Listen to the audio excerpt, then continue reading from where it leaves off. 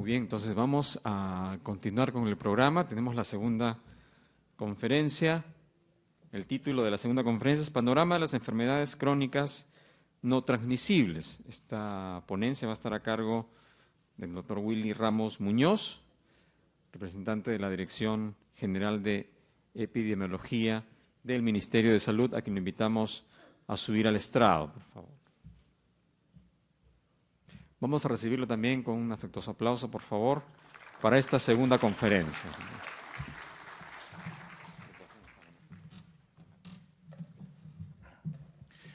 Distinguidos asistentes, invitados, organizadores de este simposio, muy buenos días. En primer lugar, les hago llegar el saludo del doctor Martín Yagui Moscoso, director general de epidemiología, quien no ha podido venir por encontrarse en una comisión de servicio, así que voy a realizar esta ponencia yo. Las enfermedades crónicas no transmisibles se han constituido en un problema de salud pública, principalmente en países de medianos y de bajos ingresos.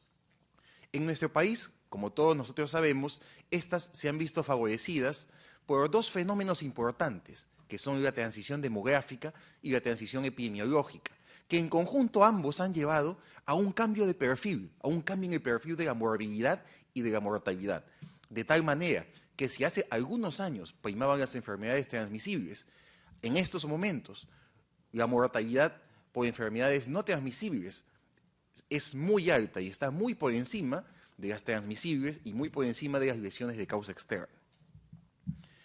Para poder tener un panorama de las enfermedades no transmisibles, vamos a consultar diversas fuentes primarias y secundarias. Si nosotros queremos aproximarnos a los factores de riesgo para esta presentación, utilizaremos los resultados de diversas encuestas poblacionales. Una vez que las enfermedades ya están establecidas, utilizaremos como sistema de información la vigilancia epidemiológica, los egresos hospitalarios, y una vez que, si queremos analizar la muerte por estas enfermedades, emplearemos también los registros de hechos vitales, como ocurre con las defunciones. Factores de riesgo. Tabaco. Observen ustedes cómo existe una reducción notable del consumo de tabaco en las diversas encuestas. Esta, por ejemplo, es la encuesta, son las encuestas que realiza, por ejemplo, de vida, las encuestas nacionales sobre prevención y consumo de drogas. En este caso, se observa que existe una reducción en la prevalencia de consumo en el último año de tabaco. Lo que también se ve en la prevalencia de vida y lo que también se ve en los datos de las encuestas nacionales demográficas y de salud familiar, las ENDES. El consumo de alcohol también en los últimos años se viene reduciendo. Sin embargo, cada vez tenemos que los inadecuados hábitos alimentarios empiezan a emerger y constituirse en un problema muy importante y tal vez más importante. Estos son los resultados, por ejemplo, de una encuesta realizada por la Universidad de Lima, que la realizó para Lima y Callao en 3 años consecutivos. Y ustedes pueden observar cómo el bajo consumo de frutas y verduras como factor de riesgo está aumentando en nuestra población. En este caso, consumo de frutas, un bajo consumo de frutas se evidencia como aumenta. Y lo mismo pasa con el consumo de verduras. Y aquí es donde vamos a detenernos un poquito y vamos a analizar un poco más. Perdónenme si la tabla es un poquito grande, he querido tener diversos resultados de diversas investigaciones. Quiero que ustedes vean, tenemos la encuesta nacional de indicadores bioquímicos y nutricionales, realizada por el CENAN, del Instituto Nacional de Salud, y es a la fecha el único estudio poblacional de alcance nacional que tenemos. Y miren cómo nos muestra que el 35% de la población mayor de 20 años tiene sobrepeso.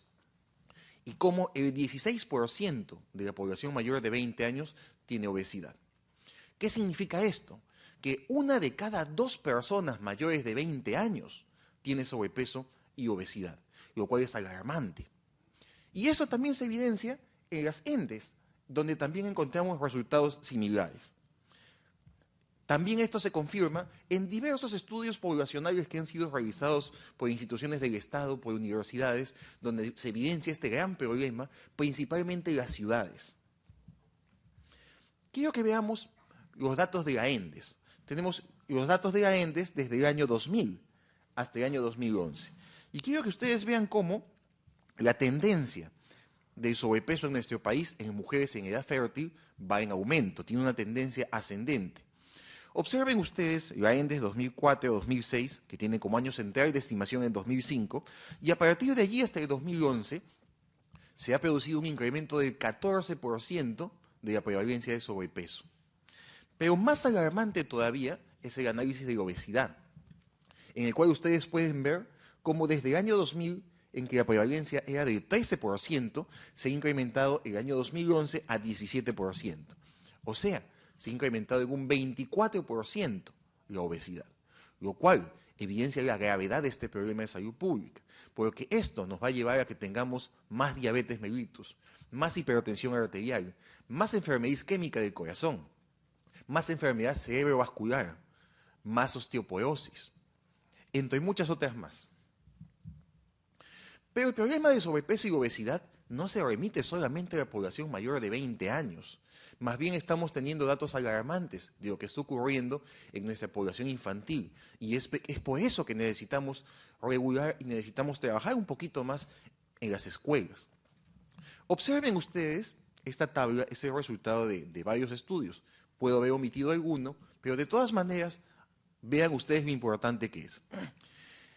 Los estudios realizados, por ejemplo, en menores de 5 años, muestran que, en conjunto, el sobrepeso y obesidad representan cerca del 7% en menores de 5 años. Pero ¿cómo cuando los niños llegan a edad escolar, estos porcentajes se incrementan notablemente? Observen, por ejemplo, un estudio realizado en Lima muestra que 1 de cada 5 niños en edad escolar tiene sobrepeso y 1 de cada 5 niños en edad escolar ya tiene obesidad.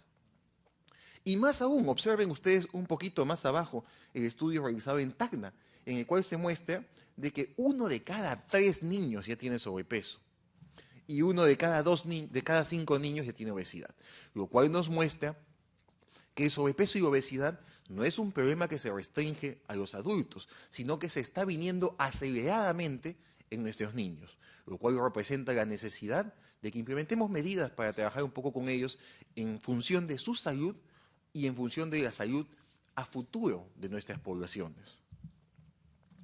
Bueno, dislipidemia, obsérvense por ejemplo cómo el estudio nacional encuentra que 1 de cada 5 personas tiene dislipidemia y que el 15% de la población tiene hipertrigliceridemia. Indudablemente que esto con sus variantes, porque cuando ya vamos a las ciudades, principalmente las ciudades de la costa y principalmente Lima y Callao, vamos a tener porcentajes más elevados.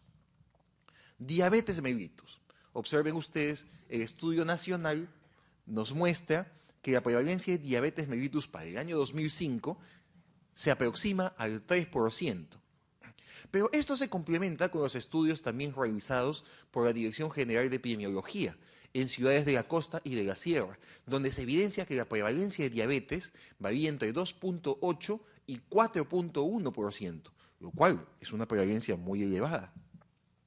Y observen cómo, de acuerdo a las estimaciones que se hicieron con fines del Tratado de Libre Comercio y Acceso a Medicamentos, cómo se estima que para el año 2012 tenemos cerca de 1.300.000 diabéticos en nuestro país. Entonces, ya no lo veamos solamente en tasas, veámoslo en número. Y también observen cómo cada vez más los establecimientos del Ministerio de Salud están atendiendo en consulta externa a cada vez más diabéticos. Observen cómo se ha aumentado desde el año 2007 hasta el año 2011 las consultas externas. Mejor dicho, el número de atendidos por diabetes, no atenciones, atendidos por diabetes. Hipertensión arterial. Observen ustedes, el estudio nacional encuentra que la prevalencia de hipertensión arterial es del 13% a nivel nacional con algunas variantes, como ocurre con Tumbes, por ejemplo, que alcanza el 21.3%. Y esto lo vamos a ver posteriormente, que si analizamos geográficamente el problema de las enfermedades no transmisibles, tenemos un gran problema en Lima y Callao, pero tenemos un gran problema en el norte de nuestro país y en la Amazonía de nuestro país. Lo vamos a ver posteriormente. Observen ustedes también cómo existe un incremento de la tendencia de las enfermedades hipertensivas. O sea, recibimos cada año más personas con hipertensión arterial en los diversos establecimientos del Ministerio de Salud. Y esto también es importante. Hasta hace unos años nosotros no le prestábamos tanta atención a la osteoporosis. Pero vean ustedes cómo cada año tenemos entre 19.000 y 23.000 atendidos por osteoporosis en los establecimientos de MINSA. Y sabemos que la obesidad, por ejemplo, es uno de los factores de riesgo muy importantes para la osteoporosis. Es de esperarse que la mayor proporción de pacientes con osteoporosis se encuentre en la etapa de vida adulto mayor. Pero observen también cómo en la etapa de vida adulta, la tercera parte de las atenciones están en la etapa de vida adulta, lo cual quiere decir que hay diversos factores no relacionados solamente a los aspectos hormonales, probablemente aspectos relacionados a una alimentación inadecuada. Diabetes. En esta sección les voy a presentar los datos de la vigilancia epidemiológica de diabetes. La Dirección General de Epidemiología estableció esta vigilancia como un piloto en noviembre del año 2011. Les voy a presentar los datos de todo el año 2012. Tenemos 18 hospitales notificantes que para el año 2012 nos notificaron cerca de 3.000 casos de diabetes. Pero de aquí lo más importante, y quiero que vean esto, es que de los pacientes, de esos 3.000 pacientes que fueron notificados, no voy a pretender decir que representa el nivel nacional, pero sí quiero que veamos que cerca de 1 de cada 3 pacientes que acude a una consulta por diabetes y que es notificado en el sistema, ya tiene una complicación derivada de la diabetes. Ya tiene neuropatía, ya tiene pie diabético con amputación, ya tiene insuficiencia renal. Entonces yo quiero que veamos esto desde el punto de vista de la discapacidad que generan las personas, desde el punto de vista de la muerte prematura que priva a un país de fuerza productiva y en términos de costos, los gastos que representa al Estado este tipo de enfermedades, que por su cronicidad requieren atenciones repetidas y especializadas en los servicios de salud. ¿Qué nos queda entonces? Hacer prevención. Pero incluso más allá, trabajar en nuestros colegios, con nuestros escolares. Es lo que nos va a dar un beneficio a largo plazo en la reducción de las enfermedades no transmisibles. Observen de la vigilancia cuáles son las principales complicaciones de un diabético. Neuropatía, pie diabético, cuántas amputaciones vienen de aquí, imagínense, insuficiencia renal, cuántas hemodiálisis vienen por esto, retinopatía. Vemos entonces todo el abanico de discapacidad que se genera en nuestros pacientes. Y con eso también observamos que el problema no es solamente proveerles atención especializada. En nuestro sistema de vigilancia, todos estos hospitales contaban con un endocrinólogo. Pero obsérvese cómo, en su primera consulta, el 66% tenía un control inadecuado de la glicemia. Pero en la última consulta de control estaban en 63%. O sea, no se modificó significativamente el control de la glucosa. Y lo mismo pasó con la adherencia al tratamiento, lo que implica también que debemos trabajar diversos aspectos de educación en nuestros pacientes, básicamente en el autocuidado. Pero indudablemente que mejor que todo es prevenir. Obsérvense cómo de los pacientes que tenían examen de microalbuminuria, 1 de cada 3 ya presentaba daño renal. ¿Y cómo varían nuestras hospitalizaciones en los establecimientos de MINSA? Vemos que las hospitalizaciones, el porcentaje de hospitalizaciones por enfermedades no transmisibles va en aumento. Tenemos enfermedades de las vías respiratorias inferiores, enfermedades cerebrovasculares, tenemos diabetes, enfermedades hipertensivas, isquémicas del corazón. Miren cómo van en aumento los egresos hospitalarios por diabetes. Entiéndase las personas que se hospitalizan por diabetes, pero en general se hospitalizan por alguna complicación aguda o principalmente por complicaciones crónicas. Vemos, por ejemplo, una leve reducción, pero en general una leve reducción en la tendencia de las hospitalizaciones por hipertensión arterial, pero vemos un incremento también notable de las hospitalizaciones por enfermedad cerebrovascular. Hechos vitales de funciones. Quiero que vean ustedes este gráfico y que reflexionemos un poquito porque es el mejor indicador de la transición epidemiológica en nuestro país. Para el año 1990, nuestro país se encontraba en transición epidemiológica. Lo que ustedes están viendo allí es la distribución porcentual de la mortalidad en cada una de las regiones. Y obsérvense cómo, en términos generales, predominaba o existía un leve predominio de las enfermedades transmisibles en comparación con las no transmisibles. O sea, en 1990 había un leve predominio de la mortalidad por enfermedades transmisibles. O sea, estábamos en fase de transición epidemiológica. Pero para el año 2006 volamos. Todo cambió. Todas las regiones tienen un notable componente de mortalidad por enfermedades no transmisibles. En todas la mortalidad está por encima del 50%, incluso en las de más pobreza. Entonces, quiero que tengamos en cuenta que el Perú no se encuentra en transición epidemiológica. Hace mucho tiempo que ya la superamos. Observen, por ejemplo, que tenemos una leve disminución de la tasa ajustada de mortalidad por diabetes. Probablemente sea por las intervenciones que se han venido implementando. Pero vean ustedes la distribución por departamento de la mortalidad por diabetes. Lo que habíamos conversado. ¿Dónde fallecen más personas por diabetes? En Tumbes, Costa Norte, Loreto, Moquegua, San Martín, Madre de Dios. Entonces tenemos Costa Norte y tenemos también la región amazónica. Debemos tomar en cuenta que se estima que cada año 5.000 personas fallecen por diabetes. Pero en hipertensión arterial, la tasa ajustada está aumentando notablemente y sabemos que el consumo de sal es uno de los factores. Observen nuevamente dónde. Tumbes, Piura, región amazónica. Entonces, hay un perfil, hay una distribución geográfica que es bien clara.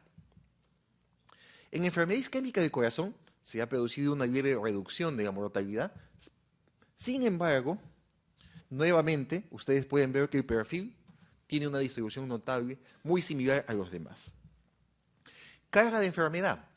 Ustedes ya conocen que la carga de enfermedad es un enfoque que nació en el año 96, producto de trabajo de Murray y la OMS, que buscaron enfocar las enfermedades no solamente desde el punto de vista de la mortalidad, sino también incluir en la ecuación la discapacidad. Conocen ustedes que se enfoca en base a un indicador que se llama años de vida saludable perdidos, que contienen un indicador de años de vida perdidos por muerte prematura y años de vida vividos con discapacidad. Y dentro de ellos, observen ustedes cómo las enfermedades crónicas no transmisibles representan la mayor carga de enfermedad a nivel nacional. Muy por encima, prácticamente duplicando a las enfermedades transmisibles y muy por encima de las lesiones de causa externa.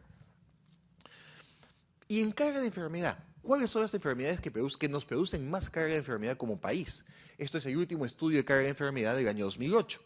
Tenemos a las enfermedades cardiovasculares no transmisibles, los tumores malignos no transmisibles, tenemos también a las enfermedades del sistema osteomuscular, tejido conectivo, ahí está la osteoporosis, por ejemplo, tenemos a la diabetes.